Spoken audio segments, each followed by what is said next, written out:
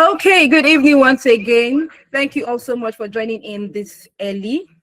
Thank you, Olaf's Delight. Thank you, Precious Daniel. Thank you, Edefenya Maro. Thank you, Oganemine. Thank you, Faith Okose, Precious.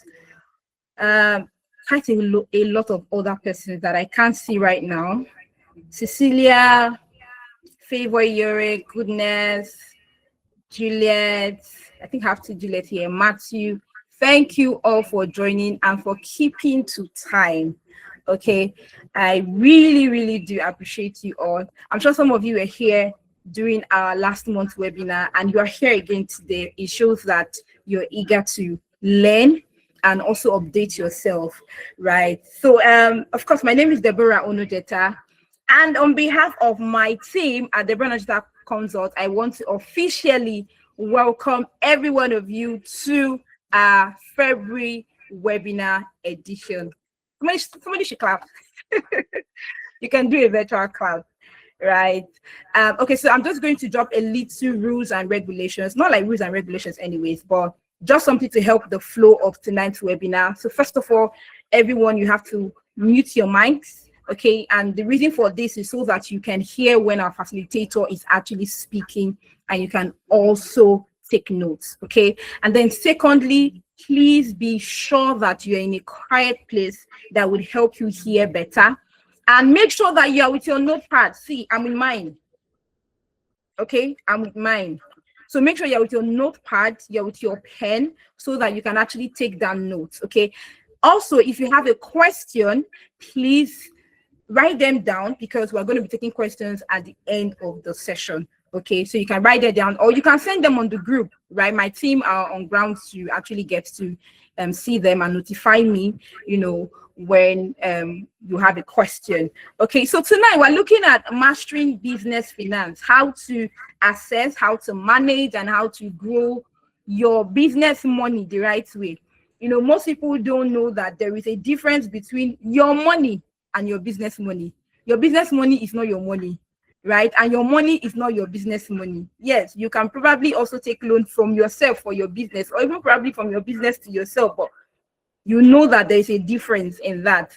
Okay, so that's what we're going to be clarifying today. We're going to be getting more clarity on how we can actually assess, you know, manage and of course grow money in our business. So definitely, I know that for every one of us who is present here tonight, we are either a business owner, probably even a freelancer, or maybe an entrepreneur, or even a creative that is looking forward to actually seeing that, you know, you can actually become better when it comes to your business finance. And that's what we're going to be looking at tonight. Okay, we have our speaker already here. Let me confirm that she's still here, right? But I know I saw her earlier and she's going to be coming up shortly.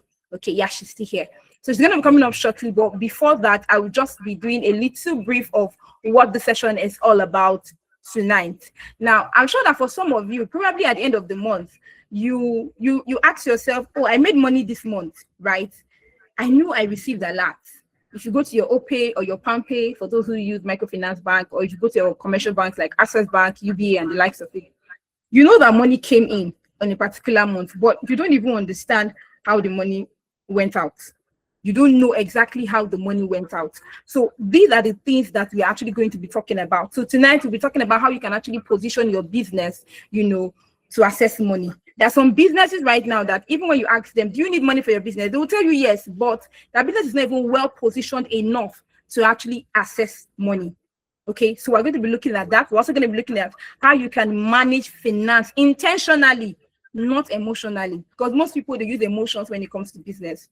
I used to be like that, but I had to grow myself better because I told myself, if I continue to use emotions, I'm not sure I'm going to, you know, make what I want for myself, especially as regards my business. So you're also going to learn how to manage your finance intentionally and not emotionally. And of course, you're going to learn how to grow without any financial burnout, how you're going to grow your money without any financial burnout. So once again, take your notes, take your pen, and make sure you are taking down all the things that are going to be discussed tonight. If you have any questions, keep them. We're going to take them at the end of tonight's session. So once again, I want to say thank you for investing your time, for yeah, for investing your time to be here, because I believe that you would have probably be anywhere else, but you chose to be here, right? You chose to be here, and I'm really, really grateful. If you're not here, this webinar is not going to hold, right? So I'm going to bring in our speaker right about now, but before that, I would read her profile to us. First of all, this speaker is someone that is dear to my heart, right? She's dear to my heart. I mean, dear to my heart. She's a friend, but most importantly, she's a sister. Okay. Yes, she's a sister. I think we would have a session one of these days where we're going to talk about building relationships, networking and relationships. I think we'll find a way to talk about that, because that's how we actually met. And our relationship has blossomed into something really, really beautiful, right? That I have access to her and she also has access to me, you know, and it's something that every business owner should also learn how to do. But then please, when you're building relationship, please don't spoil the relationship. Don't abuse the access that you have. In fact, for our speaker tonight, as much as, yes, I know that I have access to her and a whole lot of other things, I respect her a lot. I respect her craft, right? And that's how it should be. So our speaker tonight is not that person than Miss Jessica, right? I'm going to be reading her profile to us right now. So Jessica Ugbobor is a social impact driver, a project and programs coordinator, and finance and sustainability enthusiast with over 6 years of experience leading high impact initiatives across women empowerment, financial literacy, youth development, and community focused projects in Nigeria and West Africa. So you heard it, Nigeria and what? West Africa.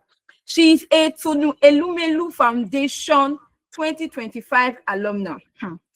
If you're looking to how to, in fact, after this session, I expect every one of you to actually say, oh, I want to learn how to be able to write business plans. I want to learn how to pitch my business so I can win grants, because our speaker is an expert in that.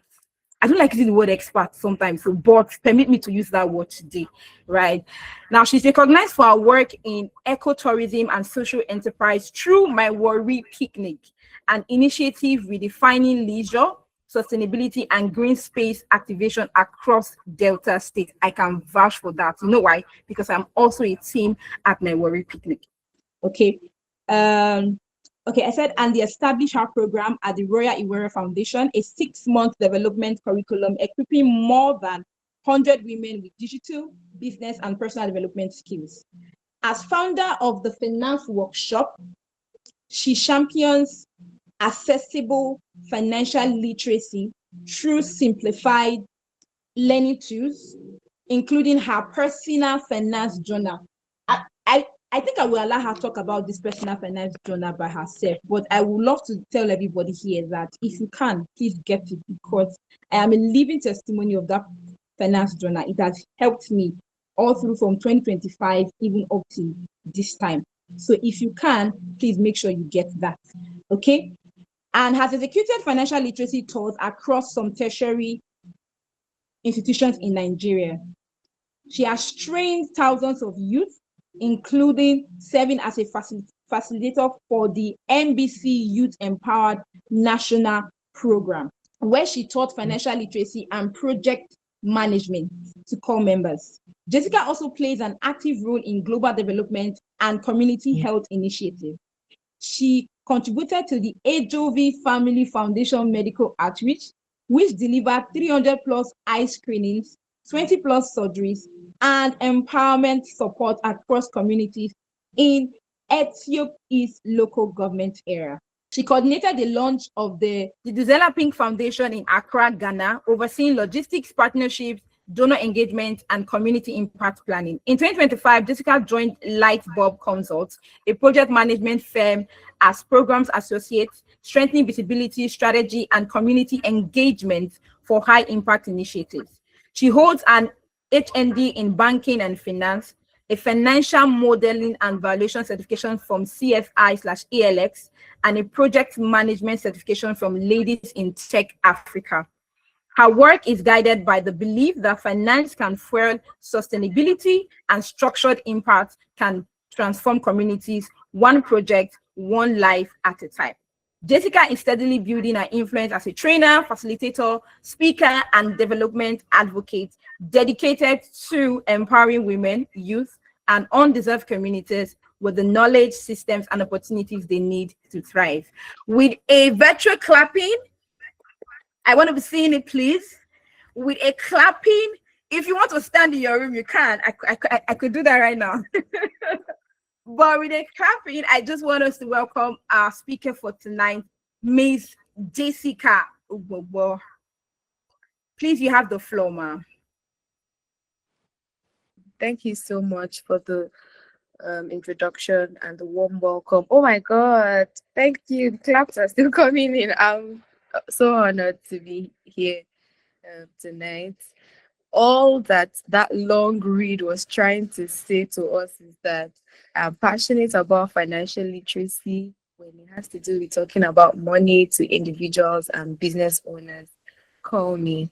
I'm also very, very passionate about social impact project management, building communities, building people. And yes, I have a business too called my Worry Picnic. So whatever it is that I'm going to be sharing with you tonight is by the grace of God, based off of years of experience and on experience. Yeah, not just because it's something I read off a book, you know. So tonight I'm not here to tell you to aspire to perspire so that you require your desire. I'm going to be running you through models that actually work. If you are a SME owner, probably you're 1 year, 2 years, 3 years, or even 5 years in business, you know, just to make the most of your money. Now, before we dive right into whatever it is we're going to do tonight, I want us to take a pledge together. Why are we taking this pledge? You would agree with me that tonight is not the first time you are going to be listening to a conversation around finance, business finance, personal finance, or anything like that, right?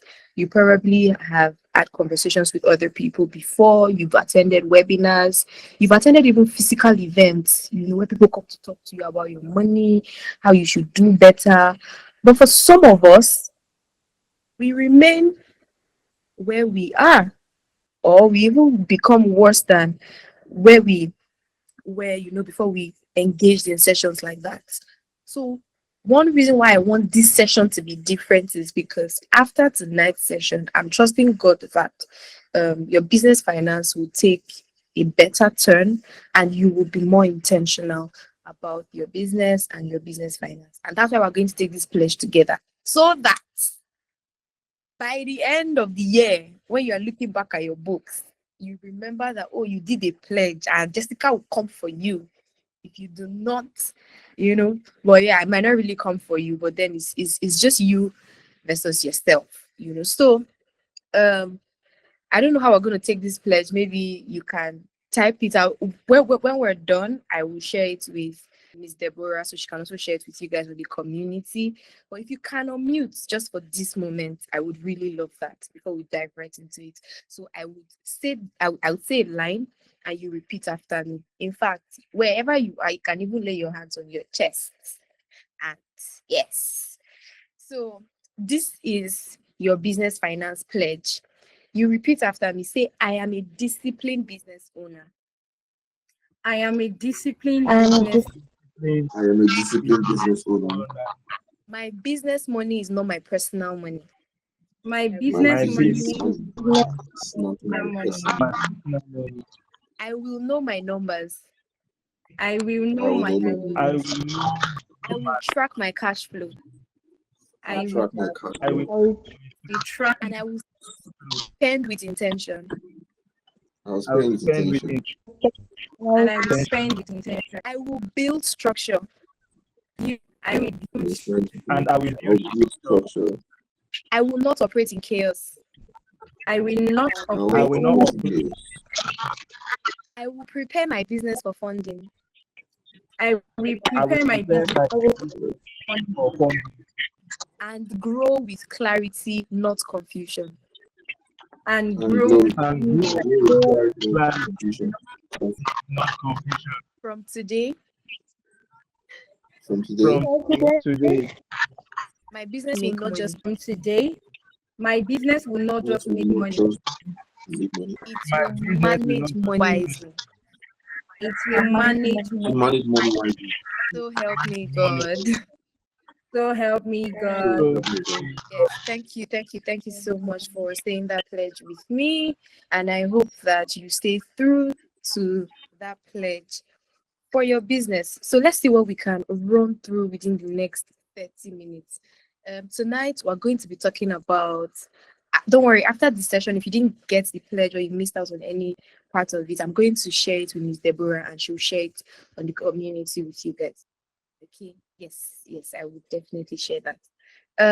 So tonight we're talking about mastering business finance, how to access, manage, and grow money in your business the right way. Emphasis on the right way, because there are different ways you can grow money in your business. You can get a gun and go and rob a bank and you get money, Avi, but that's not the right way, to get money for your business. Now, for starters, I want to let us know that one of the reasons that businesses fail in Nigeria, as opposed to what people think, even business owners think that, oh, I don't have customers, I don't have people that patronize my business. As opposed to that reason, one of the reasons why they actually fail is because they do not understand how money flows into their businesses. They don't understand how money works in their businesses. And that's why they fail. Many founders do the following. Number one, they mix their business and their personal money together. We're going to talk a lot about that tonight. So if you're on that table, I'm sorry, I will shatter your table tonight. A lot of them mix their business and their personal money. A lot of business owners, even on this call right now, they don't even understand what cash flow is. So it's hard for them to even track it. You know, a lot of business owners chase funding without structure. You see this part in the last 1 year.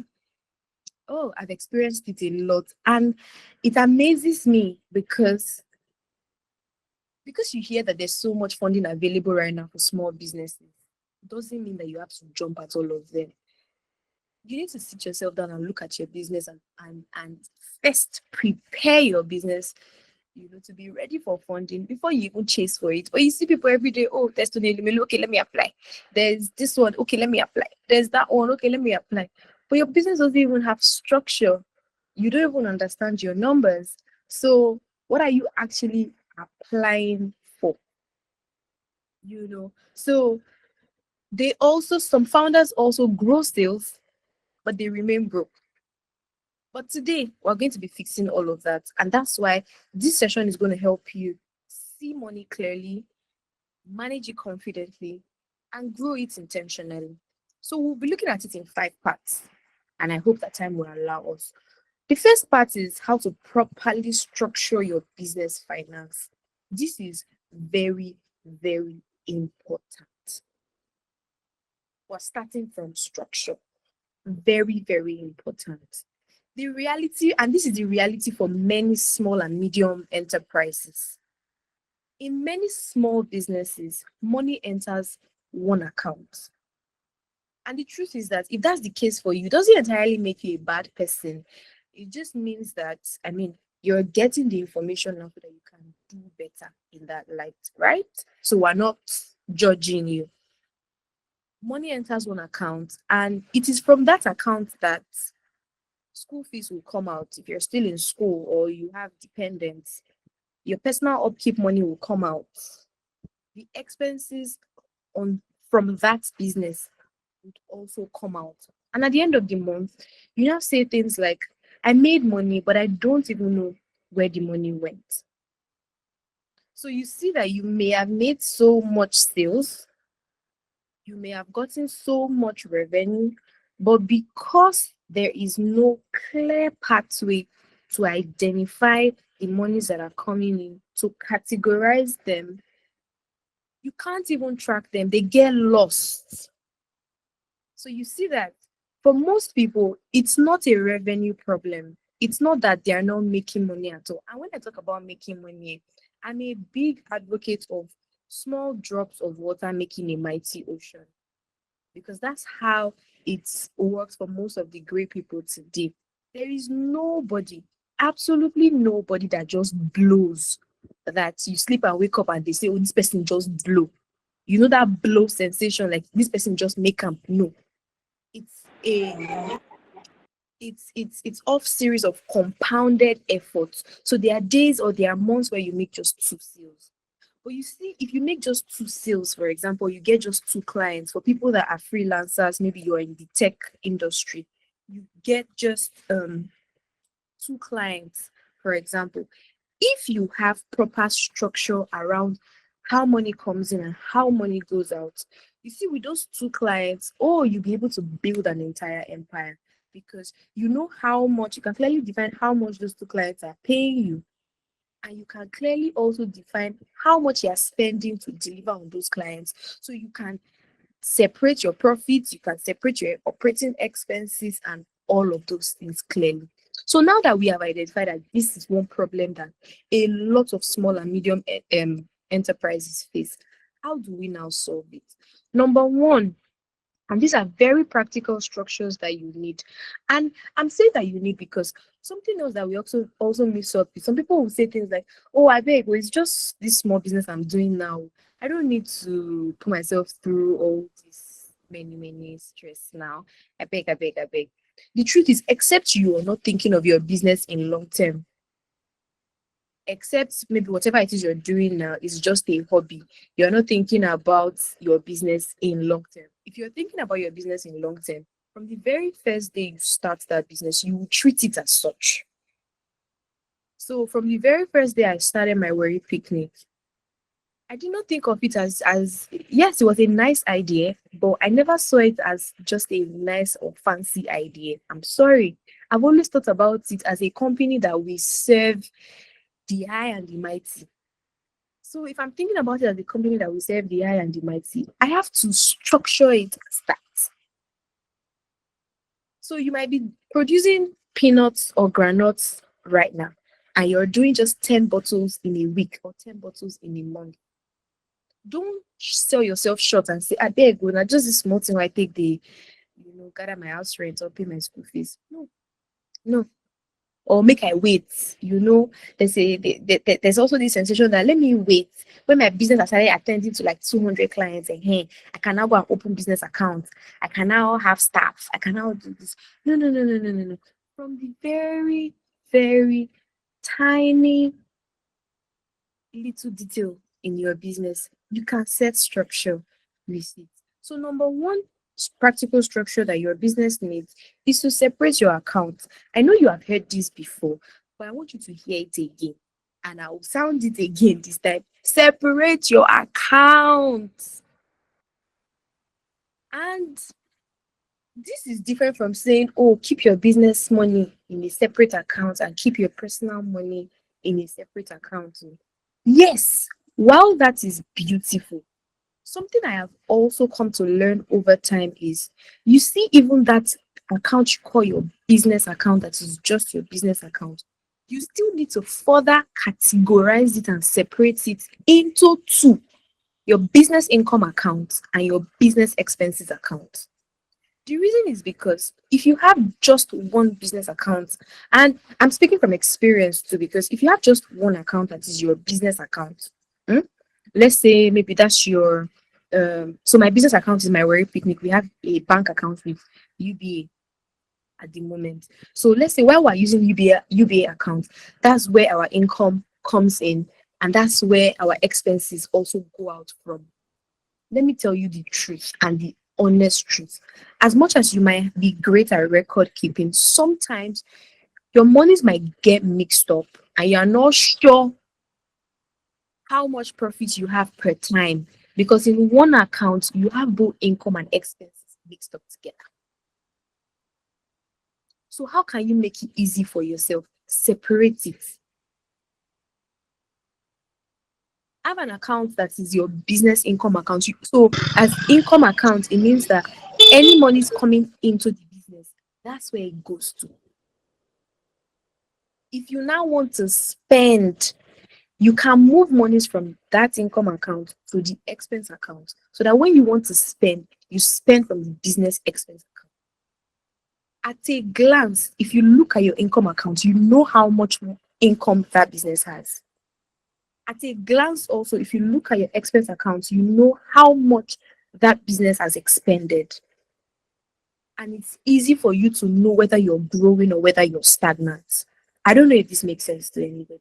Because if you have 500K in your business account right now, that general business account that you have, and you get a client that comes and they send you, maybe the deal is worth maybe like 150K. If they pay 150K into an account that is 500K, that's 650, right? And you now start spending money. At the end of the day, maybe the projected expenses, you spend a little over 150,000 naira to deliver on that client's job, for example. I'm sure that your business account would have gone down to like maybe 490 something thousand naira. Abi? And now you're wondering in your mind, oh, you just made a sale, you just got a client. So, yes, your business is probably growing. But if you look at it critically, that's some loss already, because if you have 500K before and you're having a 150K client and your money is reducing to 490 something thousand naira, there's already trouble looming. But you will not be aware because the entire money is just mixed up. So separate your business account, have one for income, have another for expense. And the beautiful thing is that there are so many functional financial institutions that can make this easy for you. Maybe your main business account can be with a registered commercial bank, a functional commercial bank. Then maybe your expense account can be with any of these other financial institutions, like maybe Money Point, or all those other ones that they can easily, because as business owner, something that you're also looking out for is um, great service from any financial institution you're using. You should not be the business owner that when you send a client your account number and they make payment, you have to wait for 5 AK market days before they confirm payment, or they confirm receipt, or you confirm that you've seen it. So something that is very convenient and the experience is seamless. Separate your accounts. And even you as the owner, you need to have a separate salary account for yourself. I'm saying this because even if it's a one-man business, even if it's just you, it is a non-negotiable. And which brings me to the second structure that you have to set for your business. You need to pay yourself a salary. You need to pay yourself a salary. You are you. You are not your business. Jessica is Jessica. Jessica is not my worry picnic. My worry picnic is not Jessica. Deborah is Deborah. Deborah is not Deborah Onojeta Consult. Deborah Onojeta Consult is not Deborah. So if Deborah is doing something for Deborah Onojeta Consult that is bringing in funds, the consult is supposed to pay Deborah Onojeta as a person, because she's equally bringing value into the company. Oh, this is a non-negotiable for me. Oh.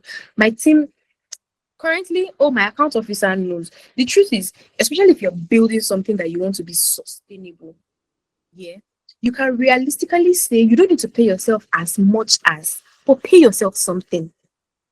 My account officer knows if we're doing maybe giveaways or bonuses and we're saying, every team member is going to get airtime top up, for a particular period or so. Means if I will do myself airtime top up too, because I'm not a spoon in the business. Do you understand? If we're saying, we did this job, the staffs that work on the staff rather that worked on the job, they are going to get a particular amount as stipends.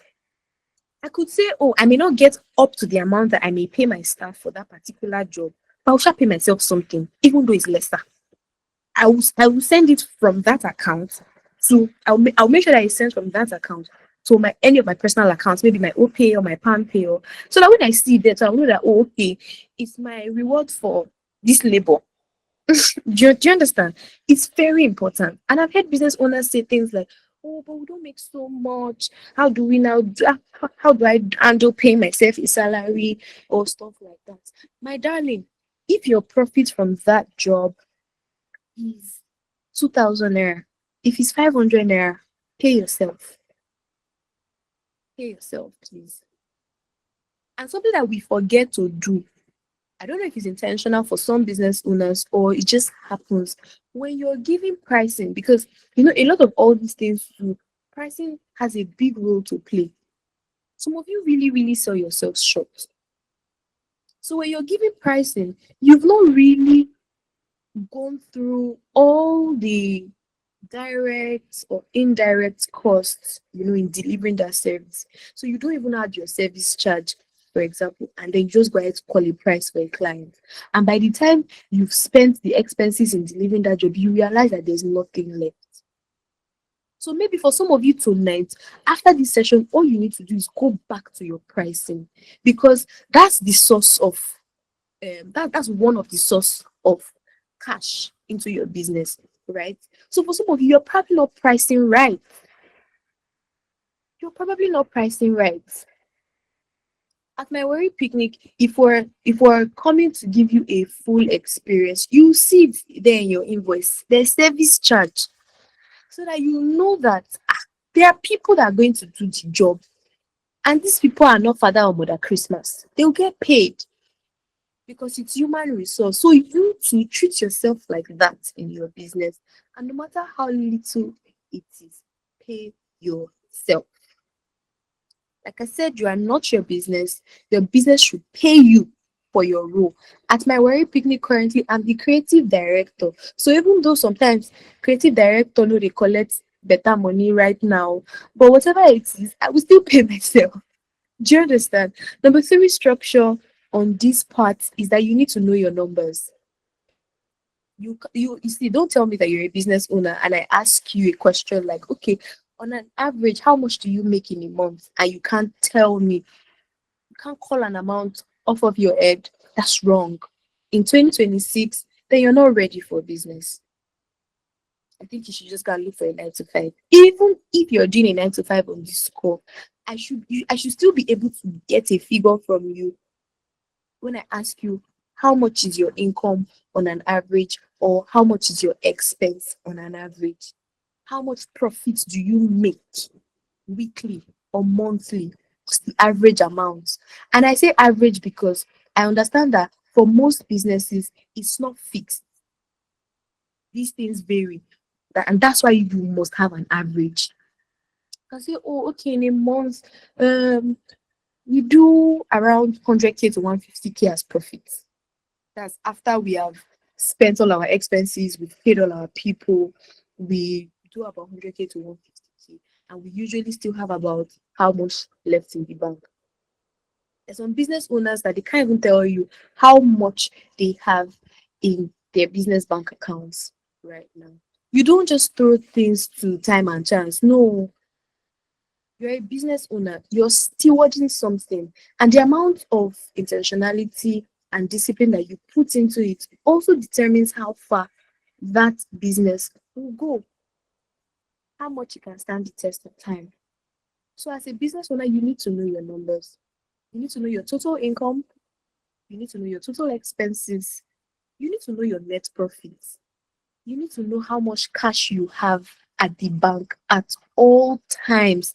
You see, we are, I don't want to say we're in a country where, because apart from being in a country where there's still a little bit of corruption, but then it's not just a country limited thing. Corruption is worldwide. Some of you don't know that sometimes some monies are being deducted from your account in the name of charges, this one, that one, that are not supposed to be deducted from your accounts. But because you don't even pay attention to some of these things, you don't even know. You don't even know. And if you don't know this, you're operating blindly. And in 2026, you cannot be operating business as though you're living under a rock. So you will do better. You do better. So let's move on to part 2 here. How to manage cash flow without stress. How to manage cash flow without stress. The truth is, profit is not the same as cash flow. What is cash flow? Cash flow is basically the movement of money in and out of your business. Flow. In, out, in, out. So when you hear cash flow, how does money come in? How does money go out of your business? That's what they're simply um, asking you or telling you. And profit is not that. So if I say cash flow is the inflow and the outflow movement of money, it means that when you hear cash flow, there are also two branches. There's cash inflow and there's cash outflow. How does money flow into your business and how does money go out of your business? For me, I can tell you that, oh, the cash flow sources for my work picnic are curated picnic experiences, rentals of picnic items, sales of art kits, DIY art kits, or creating art experiences, event staffing fees, venue sourcing fees. I've clearly just outlined my cash flow sources for you. Oh, what are the cash flow determinants for my business? Oh, logistics, some extra rental costs, staff stipend, um, airtime, data. I've just told you how money leaves my business to social media ads, and I've just told you how. So if as a business owner, you're also not able to clearly outline these things without breaking your head, again, stop doing business. But don't stop doing business, okay? That's why you're in sessions like this, so that you can learn and you would be better. So you can make 2 million naira in sales and still not be able to pay your rent. And that's because profit is not the same as cash flow. Cash flow is the timing of money movement. At what time does your inflow come? At what time does your outflow go? I'll explain why I said you can make 2 million naira in sales and still be unable to pay your rent. 2 million naira in sales is supposed to be cash inflow, right?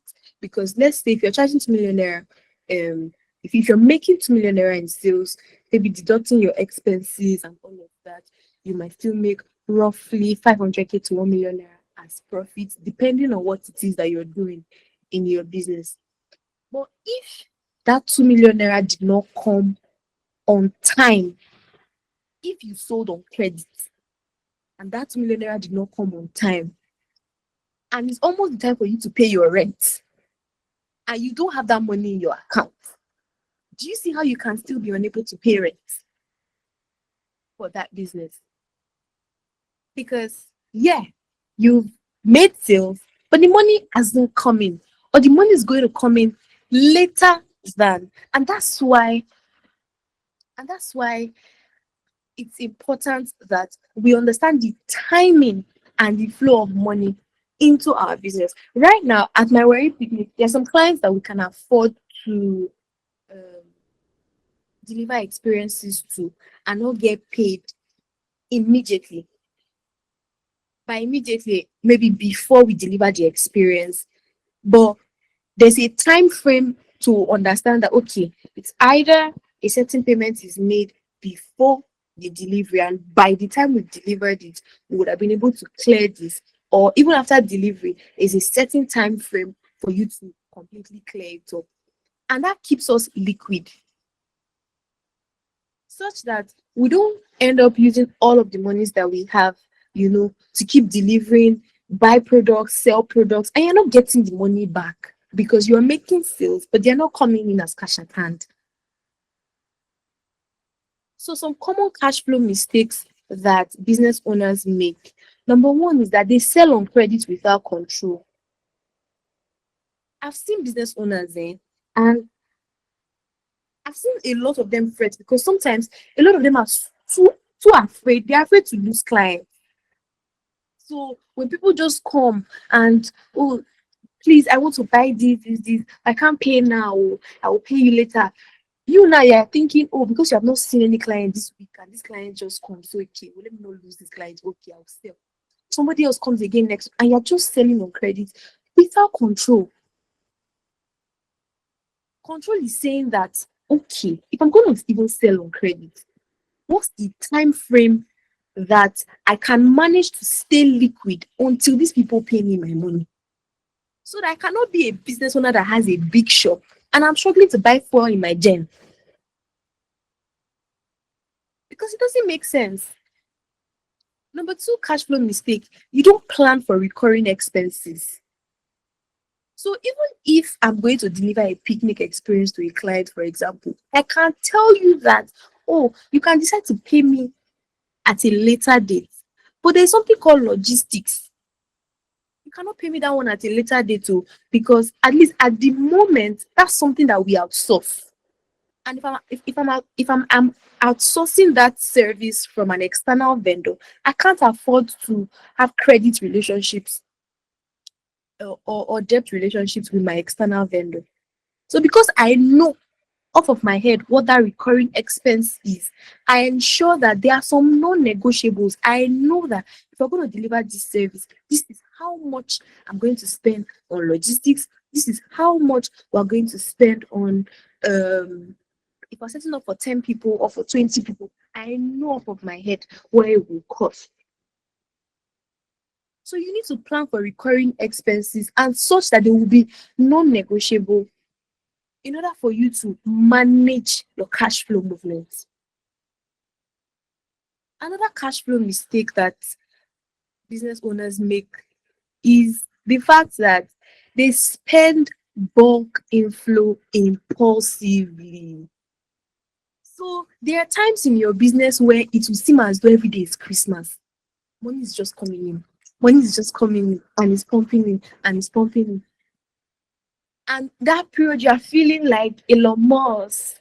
You would order everything. You anywhere you enter, you see anything you buy, both the ones you need and the ones you don't need.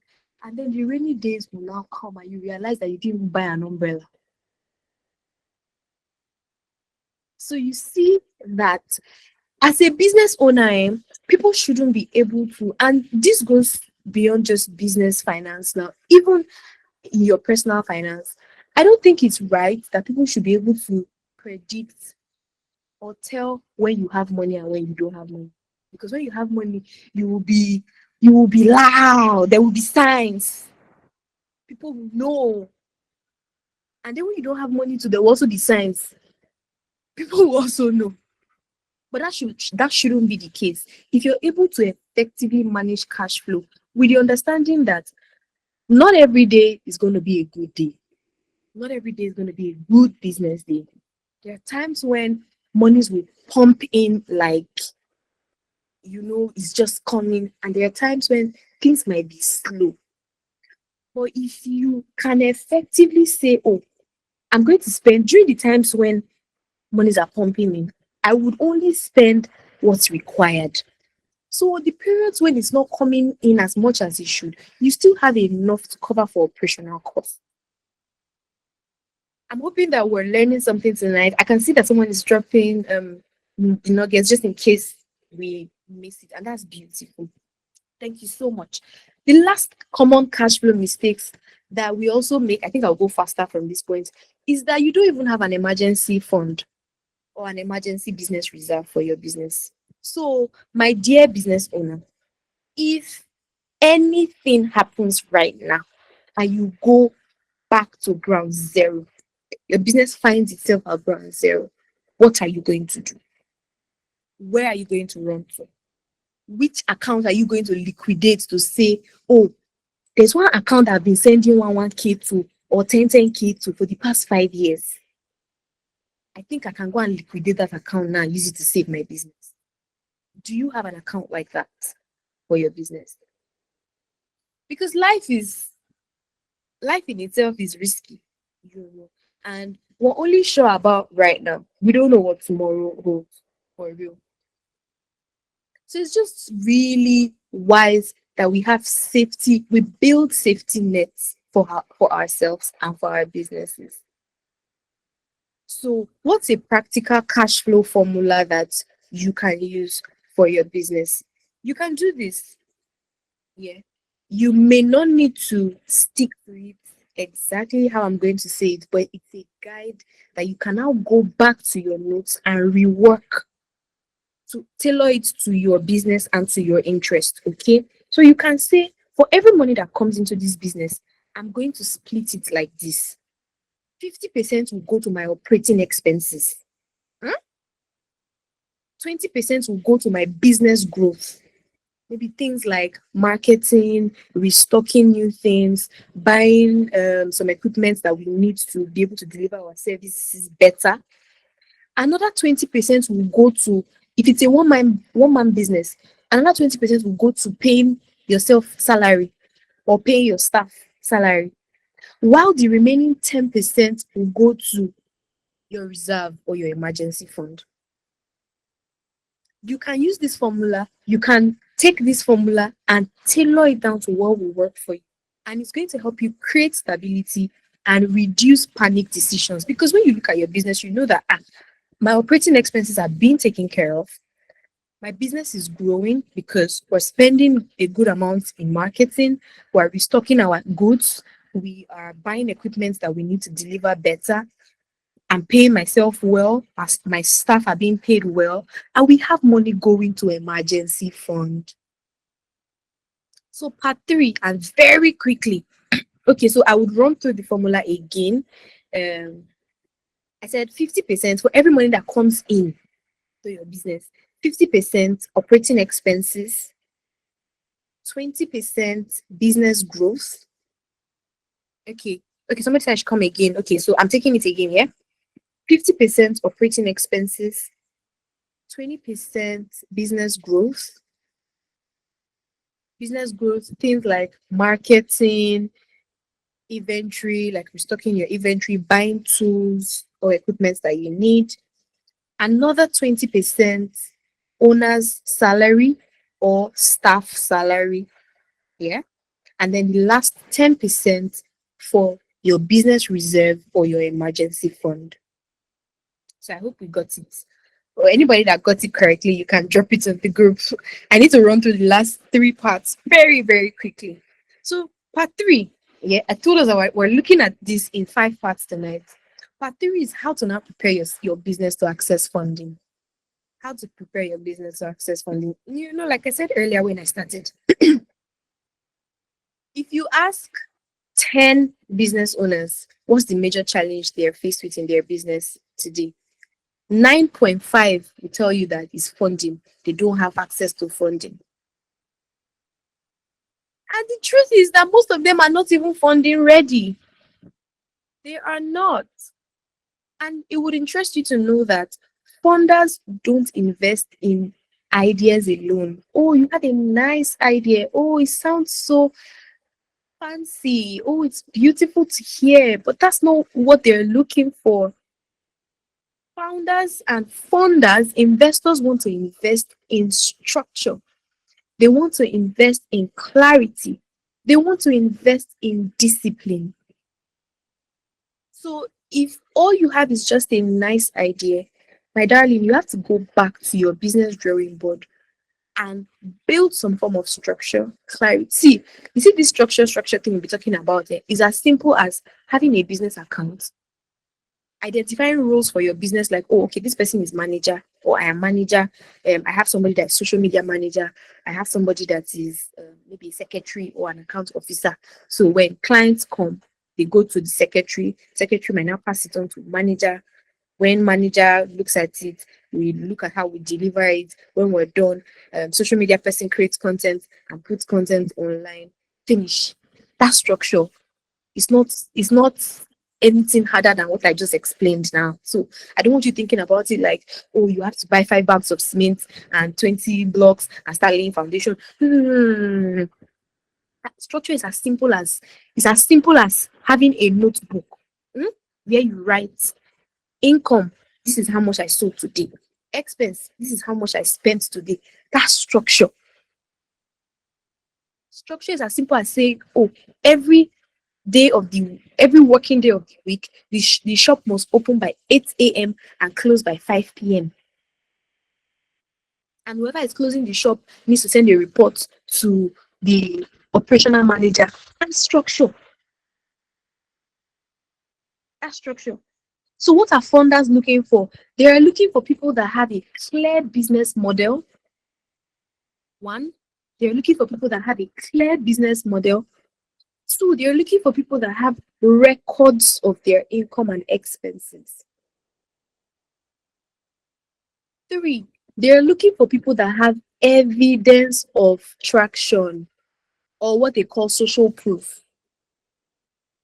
Founders want to see, oh, who are your customers? What is your sales history? Which people have done business with you?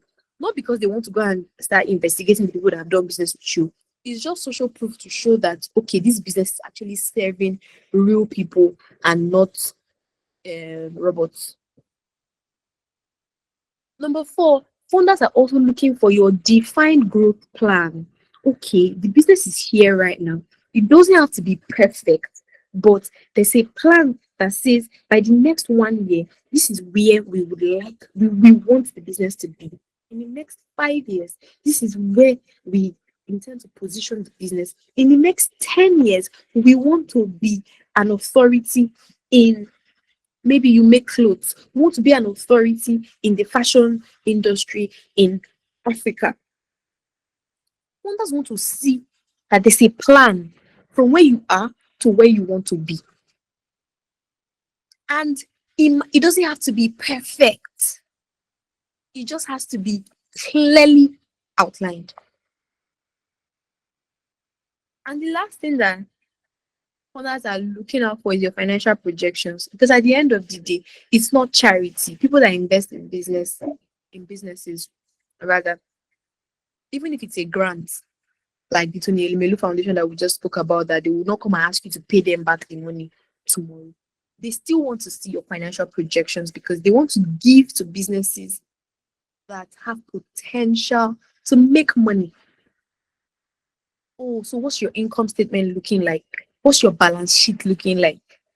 I know that some of these things might sound, oh, that's the part about this accounting thing that I don't like. So balance, and all of that. But the truth is that if you know things as basic as your income, your expenses, the amount you have in your bank account, your profits that I spoke about before, when you need to work on your financial projections, it's easier for you, even if you're discussing with a professional accountant. I tell business owners that if you don't even understand how money works in your business, if you go and hire a professional accountant, they will come and they will speak industry jargon for you, and you'll be nodding your head and saying, "Oh, yes, sir, yes, ma'am. This one knows what he's doing. She knows what she's doing." But they will whine you, collect your money, and prepare what doesn't even align with your business, and or here will be your case. So I'm asking you right now, as a business owner on this call, if you cannot answer this question, how much did your business make in the last 6 months? Then you're not even ready for funding. So the 5 things that funders are looking out for, I said a clear business model, record of income and expenses, evidence of traction, which is also called a social proof, a defined growth plan, and your financial projections. So before you go ahead to apply for the next grant or even a loan, do you have financial records? Do you know your monthly revenue? Do you have a separate business account? Can you explain how that fund that you're asking them to give you for, how you will grow your business with that fund? Because funding, do you know what funding does? It amplifies structure. It does not fix disorder. So if you think, oh, you see that your business that is messy like this, that you don't even know what the beginning and the end of that business is, and you're thinking, if I just get one million naira like this first, just small 1 million naira, you see, the day you get that 1 million naira in that your unstructured business, things will get worse. Things will get worse for you, trust me, because funding doesn't fix disorder, it amplifies structure. So you need to get your house in order first before you apply for that next grant or loan. You know, while I was talking about this just now, a thought played in my head, and I said I was going to ask us, and it's a rhetorical question. If you are the one sitting on the board, you are part of the team that reviews people's business application when people apply for grants and loans, and you come across your application the way you used to write it right now, would you give yourself the grant or would you give yourself the loan? Be very honest with yourself. Be honest. If you are the HR manager, or you are the partnerships manager, or you are the angel investor, and you see somebody that sends the kind of proposal that you will send, would you approve that grant? Would you approve that loan? Whatever the answer is, it means you still have homework to do. Part four, financial habits every business owner must develop. Very, very important. Habit number one, you need to have a regular money review. It can be weekly, it can be monthly, but in a month, there should be a time where you sit yourself down. Maybe you and your account officer, if you have an account officer, if it's just you for now, sit yourself down, sit yourself down and ask questions like, and you can do this every week. I would encourage that you do it every week if you can. Ask yourself questions like, okay, this week, how much came in? How much went out? What was unnecessary that we can cut out? Or what did we overlook that we should pay attention to by next week? Doing this activity keeps you aware and keeps you in control. Number two habits that you should pick up, document everything. It's because I want people to write. I want you to write. See, especially in this part of the world, we feel like we are omni everything. We are the beginning and the end, but the agony chamber, we have everything in our head. I will remember. We say things like, oh, I will remember, I will not forget. Before you even reach from your junction to your house, you have forgotten that thing that you said you will write down. So it's important that you document. Have a journal. It can be a personal finance journal, it can be a business journal. Currently, I think as at 2 years ago into and last year when I started using my personal finance journal actively, it used to be for both my personal finance and my business finance. But this year, I separated it again. My personal finance journal is just for my personal dealings. I have a separate journal currently so you see that as much as I handwrite or I have digital systems that I use to record income, record expenses, I still have pen and paper that I used to write to, because sometimes there might not be network for you to quickly save that thing on the system, but you have your pen and your paper and you just write it down. Later you can move it. Or sometimes you might not have your pen and paper, but you have your phone and you have internet and you document it. Document. Document your sales. Document your expenses. Document money that people are owing you. And document money that you are owing people to. Because you see, this your brain and this your memory. It's not a financial institution. No. I just want you to know that. It's not a financial system. It's not a bank. This brain of ours is not ChatGPT. There's only so much that it can do before it shuts down. Habit number 3, and very, very important, plan before you spend. That's what makes that's one of the major difference between a business owner and a very regular person. You know how much it took you to earn the money that your business is making right now. You shouldn't now blow it up spending anyhow now. Before you make any major expense on that business, ask yourself questions like, this expense I'm about to make, is it going to grow the revenue for this business? Is it urgent or is it just my emotions? Can the business sustain without this? Or can the business sustain this expense I'm about to make? This is because discipline today prevents regret tomorrow. I'm sure that there are some expenses that you incurred in the past. Until this moment, you are still asking yourself, okay, why did I really buy this thing? Why? While there are some expenses that we made in the past, and we're thanking God that, thank God that I bought this thing when I bought it. Because it's helping you generate revenue. But for some expenses that we incur, they are liabilities. So it's important for business owners to cultivate these 3 habits. There are many more, for the sake of time, let's focus on these ones. And now, part 5, which is the final part of tonight's session, is how to grow your business without financial chaos. So, we've talked a lot about structure, we've talked a lot about documentation, reputation. We've talked a lot about clarity and growth without structure leads to, your business probably growing there. And so you know that your business can still grow without structure, right? Let me explain what that means. So you are probably it's a one-man business. You started, and every week you used to attend to just 10 clients, or in a month 10 clients, but you do your job so well, you are excellent at what you do, and your clients are increasing because those 10, they've gone on to refer you to more clients, and now you've gone from 10 clients every month to handling, let's say, 50 clients in a month. That's growth, right? But from 10 clients in a month when it was just you, to 50 clients in a month and it's still just you, or 50 clients in a month and you still don't have a business account, you still don't have a standard operating procedure, your business is growing. Is it not? Yes. But is there structure? No. And something like this can lead to more sales but more debt if you're not careful. Something like this can lead to bigger brand because people know your name. Eh, Chop and Quench restaurant. If you go to Chop and Quench restaurant, oh my god, and people are hearing about Chop and Quench everywhere. Your brand is going, but you don't even have a stable cash flow because most of the people that come to your restaurant to eat, they're coming to eat on credit. And ultimately, this will make you stressed instead of giving your business stability. So, what can you do to avoid something like this? You need to incorporate the smart growth approach.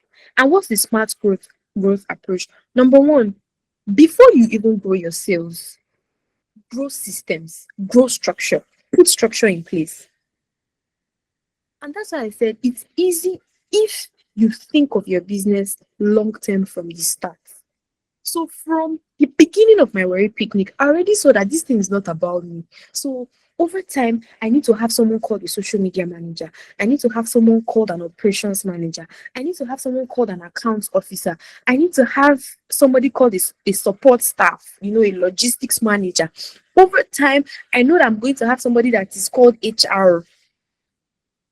So I'm thinking, so that before we even get to that point where, and I'm putting these systems in place, before we get to the point where we need to handle 1,000 guests experience, for example, oh, the team is solid enough to deliver.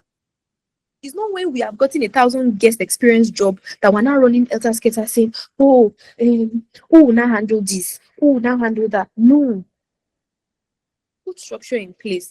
What's your accounting process like? How do you track your expenses? And what's your pricing model? Put these structures in place. Number two, now I'm talking about the smart growth approach. To building your business without experiencing financial chaos. Number one, I say before you grow sales, grow systems. Grow systems before you grow sales. Put these structures in place. Number two, reinvest intentionally. You don't have to eat your bread. You don't have to eat all of your bread. Not every profit should be spent. Some must be reinvested to improve operations, increase your team capacity, and strengthen brand visibility. You don't have to eat everything. Some of you eat your profits, eat your revenue, eat your capital, eat everything. I'm sure you should be fat by now from eating all of those things. And number three, on the smart growth approach, you need to avoid lifestyle inflation. Now, this is something that a lot of us in this part of the world fall victim to. Because your business starts to grow or your business starts to make more money, you increase your standard of living, you inflate your lifestyle, you increase your personal spending. Oh, the business is not making money. Yes, it's time to go and buy a car. It's time to stop eating in Mama Sikira. You now want to go to be eating in only a la carte restaurants. You're no longer buying thrifts. You're now buying turkey wears. You only wear luxury or nothing because your business has slightly increased from making 10 naira to 1,000 naira. uncle, auntie, that's going to kill your long-term growth. Allow your business to grow well. And by well, I mean to the point where it is able to pay for without any strain on on your business account to afford your lifestyle. Before your lifestyle should grow, your business has not grown to any point. You say you are no longer doing road trip again. If it's not flight, you're not coming. How much is that business making to be paying for the flight tickets? Realistically.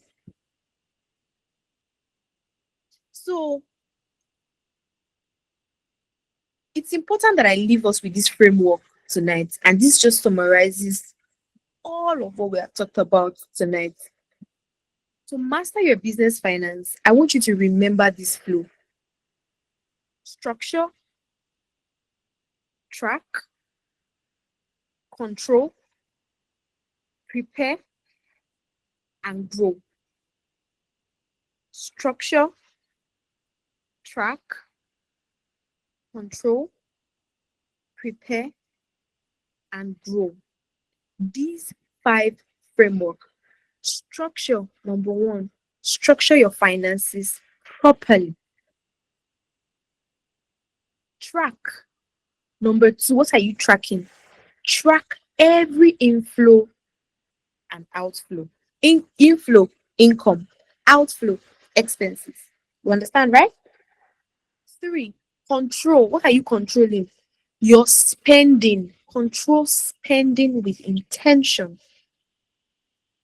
4, prepare. What are you preparing? Prepare your business for funding.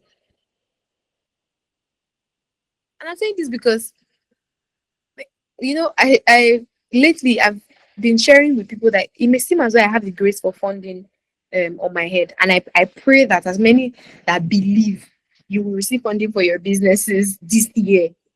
Huge funding in Jesus' name.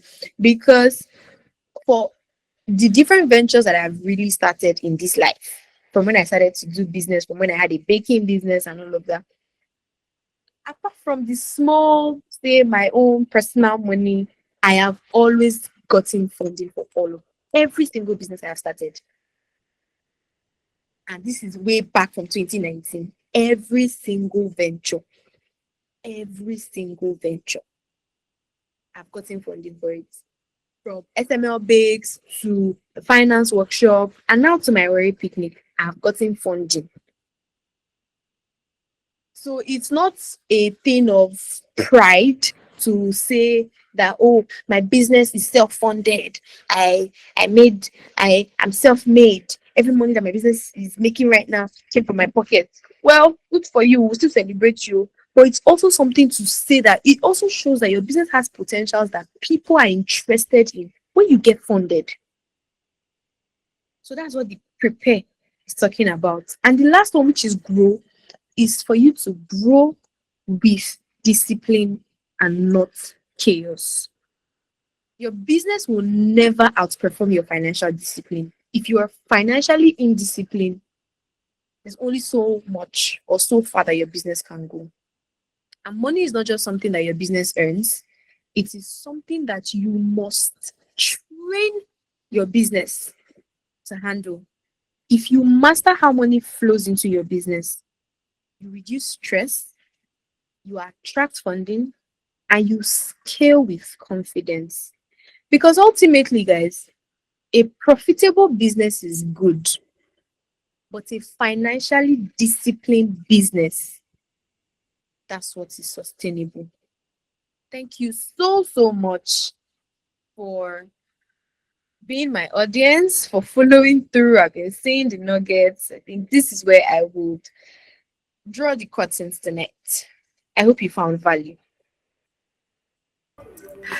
Okay, thank you so much, Miss Jessica. I'm not seeing any hands clapping. No, is it that we did not get value, or what's going on? What's happening? That's it.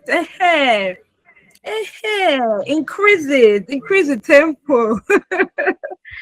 Okay, thank you so much, Miss Jessica. I must say that she over delivered compared to what I told her to come talk about. I'm telling you, she over delivered. So for those who missed out, I don't even know what to say to them right now. I really don't know what to say to them, but I do hope that somehow they're going to get this information. My team is going to work on something. So at this particular point, we'll just be taking few questions. If you have questions, I just need you to type it on the chat area. Or if you can unmute your mic to ask your question, I think that will also be fine. You can unmute your mic, ask questions. Just raise your hand first of all, and then I'll call you up. Or if you feel like you want to type on the chat area, you can also do that. So please let's just make this as fast as possible because we are already behind time. Questions? Any questions from anybody? So nobody has questions. Wow. Nobody has questions. Going one. Let me sound like all this when they want to bid for something. Going two. Going three. If you have a question, please just raise your hand. I'll call you, please. Does anyone have a question? Okay, so I'll take our silence as, oh, okay, finally, we have one question here. So the question here says, how do we get the opportunity for funding? Okay. Okay, we're having more questions. Okay. Miss Jessica, do you want to answer all the questions all together, or I just read one for you and then you go ahead? Okay, so we'll take it one at a time. So Okay. that we don't... Okay, one at a time. So the first question here is, how do we get the opportunity for funding? So the answer is simple. If your business is ready for funding, if your business is funding ready, the opportunities are available to you every single day. Actually, you have access to the internet. I mean, you're on a Google Meet session. It means you have access to the internet. If you go on the internet, there are so much funding opportunities from private individuals, from foundations, from corporate individuals, and even from the government. Yes, that are available for small and medium enterprises, especially for small and medium enterprises. So just so you know, you guys are leaving a lot of money lying on the table. okay. Just to add to what she said, what it just simply means is put your eyes to the ground. As long as your business is positioned for funding, there are a lot of opportunities out there. I'm sure that I think I have sent about two or three grant opportunities on our community group. I don't know how many persons actually applied, but if you applied and you get selected later, congratulations. Don't forget to come and pay your tithes because you got the information from me. Anyways, I'm just joking, but that's also another way where you can actually get opportunities as well too. So you need to also get to be in communities where you have like-minded business owners, and the likes of it. Okay. Now, number 2 question here says, okay, I can see Fred Ugeni Nathaniel raising up his hand. So after I read this question, I'll call you up. Ms. Jessica, the question here is, what do you have to say about using other people fund? I don't quite get your question, Cecilia, but I want to believe Ms. Jessica would understand that. Ms. Jessica, over to you. What do you have to say about using other people fund? If it's possible for the person that asked the question to unmute so she can give clarity to her question. Okay, Cecilia, please, can you unmute your mic and give clarity to your question, please? Okay, thank you. What I mean by other people's fund is maybe taking loans, getting loans from people to fund your business. So what can you say about that? Oh, okay. When it has to do with loans and for business, loans are not a bad option. It has never been a bad option, especially if you have a business. So it still boils down to the question, the response that I gave earlier. If your business is funding ready, you've put the structures in place, you are well aware about your finances, you have a clear plan on how that business is going to grow part time. When you take a loan or when you get funding, it amplifies whatever it is that you have.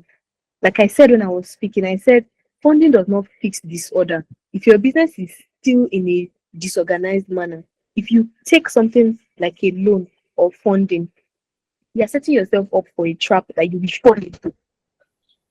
Do you get? So, but if your business is such that you know that there's a clear plan, it's beautiful.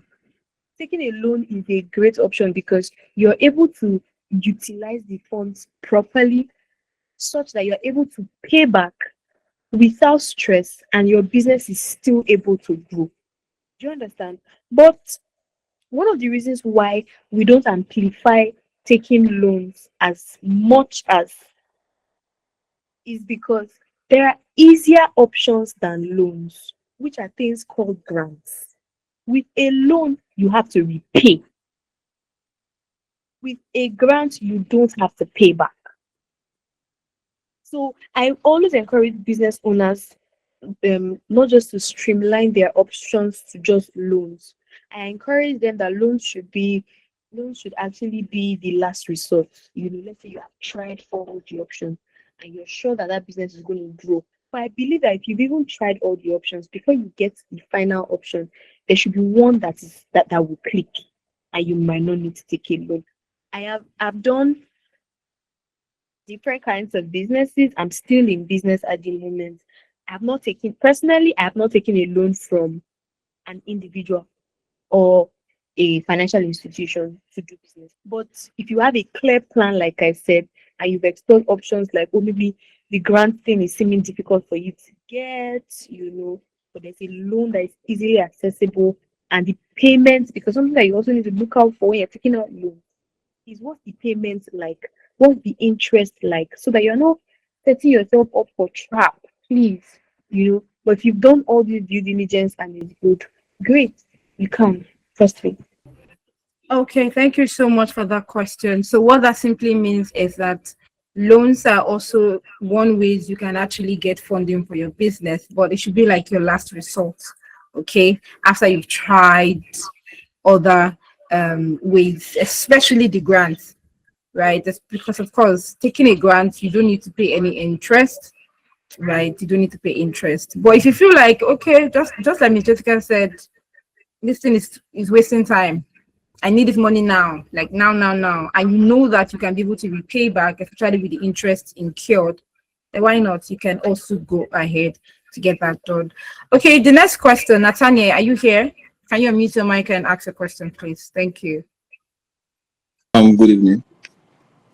Thank you so much, Ms. Jessica, for this wonderful session. It was really insightful. But one of the major key points I picked was the statement you made about funding not supporting disorderliness, but amplifies structure. In fact, that sticks to my mind. So the question I have very quickly is just about the account stuff. So as a small business owner that probably is still what do you call it now? Funds coming in is not so much per se. So are you still going to advise having different accounts for the expenses, for payment of salary, the one for savings, and all of those ones? I don't know. Can you throw more light on it? Okay, thank you so much for your feedback. I'm grateful. And to respond to the question, uh, so personally, I have a philosophy. I try to not call even my business a small business. Small business owner. Yes, because there's a way the power of the mind works, so that I don't begin to think of my business as just small business. Really, we're a growing business. Yeah, I prefer to say that we're a growing business. But in the financial and economic landscape, these are terms that we always get to hear. Now, no matter how little it is that the business is pulling in revenue, at least for a start, you don't need to have so much separate account.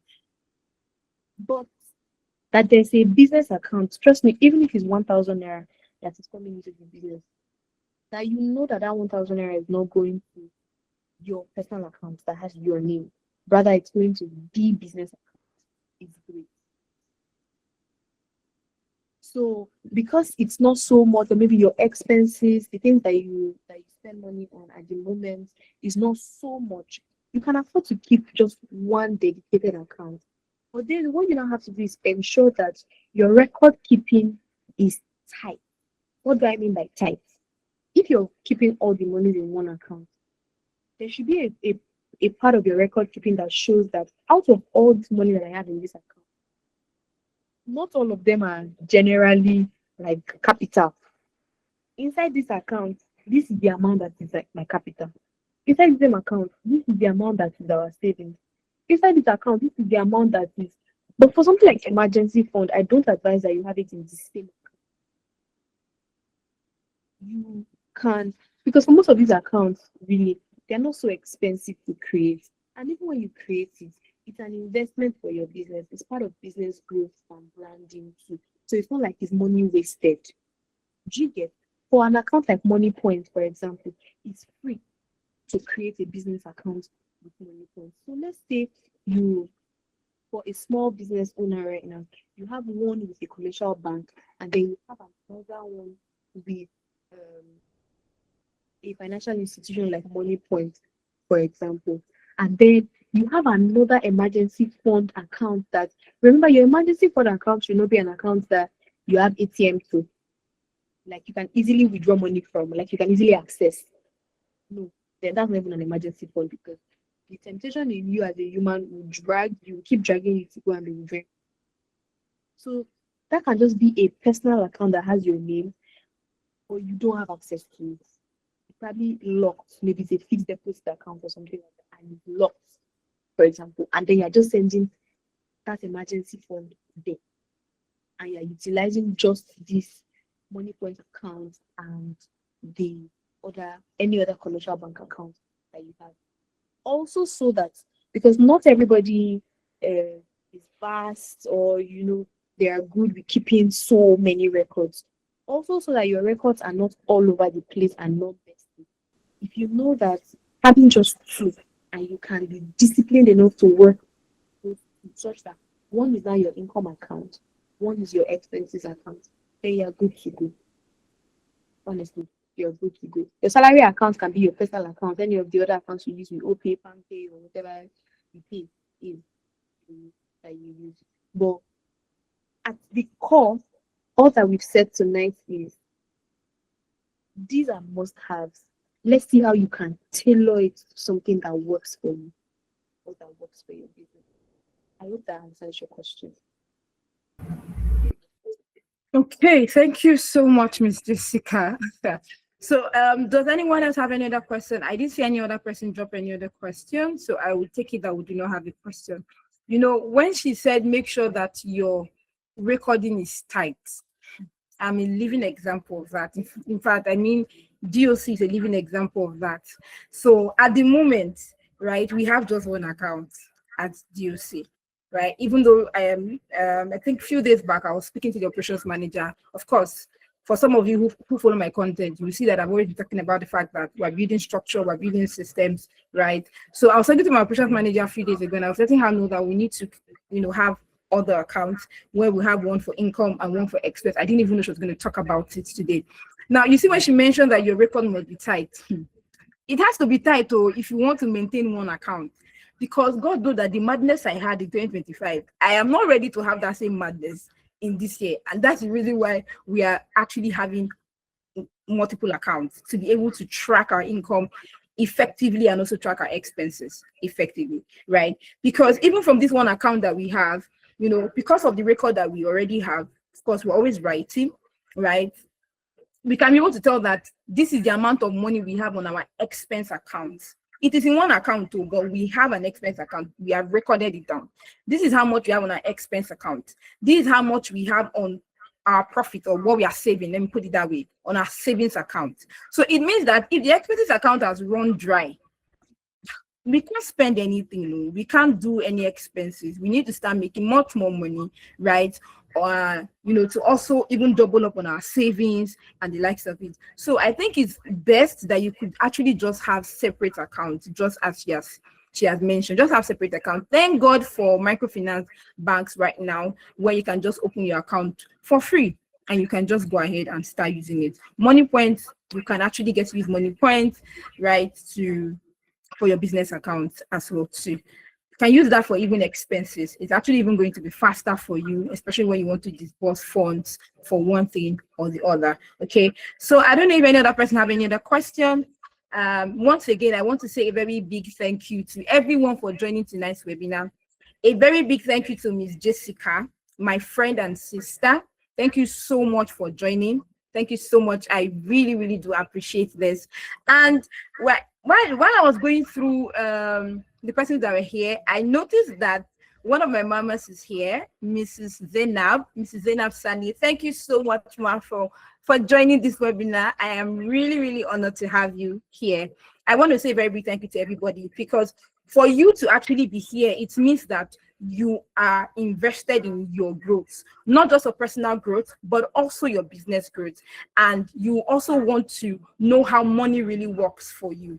You want to know how money really works for you personally and also as a business owner. So whether you're an entrepreneur, whether you're a freelancer or a creative, or you're even still looking out to start your business, you've not started at all, you're looking forward to start, you're just trying to learn, to know the ropes, I am glad you are here.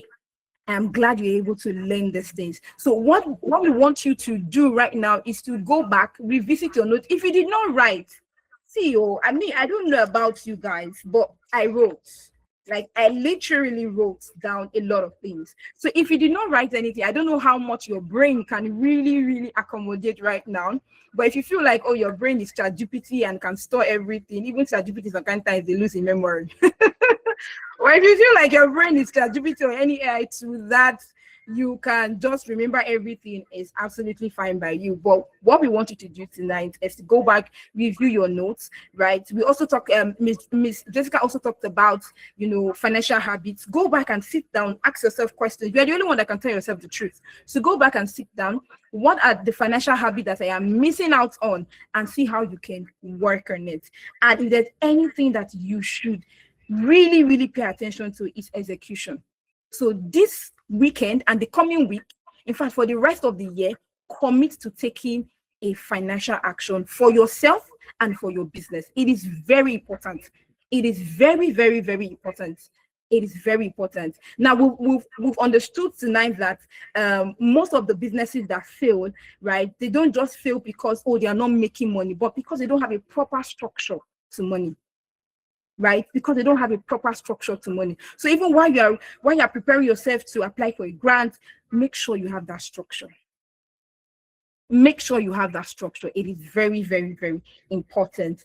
Of course, this webinar is brought to you by Deborah Onojeta Consults, a digital marketing agency that is also very interested in the growth and sustainability of business owners, entrepreneurs, and individuals. So aside offering digital marketing solutions and services like advertising, social media management, graphic design, video editing, and likes of it, we also make sure that we see to it that your business is growing and it is sustainable, because it's when your business grow that we also will be able to partake of the growth of your business, right?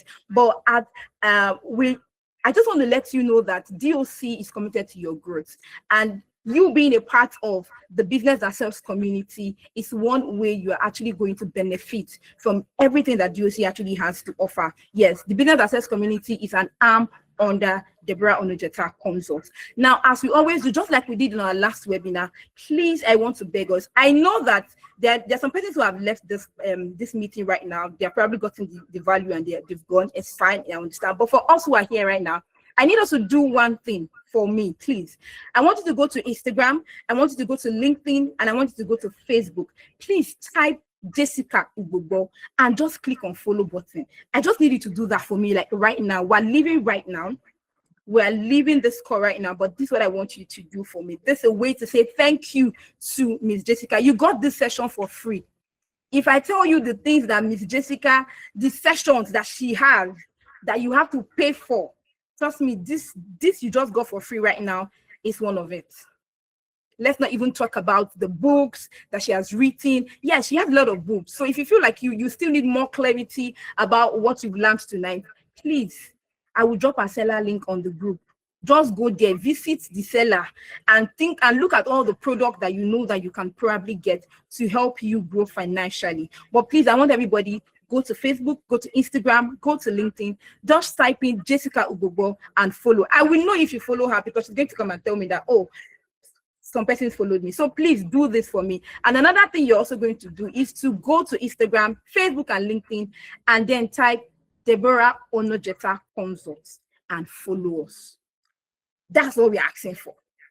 Just click on the follow button if you've not done that before. If you've done that before, it's totally fine. But if you've not done that, please make sure you do that. And if at any time you need support in implementing any of the things that we've actually taught on for any of the webinars, or generally you feel like, oh, you have questions that you want to ask, please feel free. That's why we have the community there. Yeah, I know that there are some times where the community is locked, and that's because we want to maintain orderliness. But you can also come to my DM. You can go to any of my team. In fact, talking about my team, please, I want everybody to just give me a virtual clap for my team members. These guys are amazing, right? If you get a recording of this webinar, just need to go for my team members. If you do not see it, just know that probably they decided that they don't want to give you people again. But I'm sure that they will do that. So please make sure that you do well to follow us. My team members are here. Bemi, thank you so much. Matthew, thank you so much. Febuary, thank you so much. I can't even. There are a lot of them. There's Adiola, there's Isioma, there's a whole lot of them. Juliet, thank you all so much. I am really grateful. Once again, thank you all so much for showing up for today's webinar. I am very sure that you got a lot of value, and I am hoping that you actually implement everything that has been taught tonight so that you can get results. My mantra is learning plus implementation is equals to results. Yes. Learning plus implementation is equals to what? To results. And I will not end this session without giving a shout out to my siblings. My siblings are here. Okay, the support system I have, my family members. My sister is here, my younger sister is here, my younger brother is here. Thank you so much, Marvelous. Thank you so much, Nathaniel.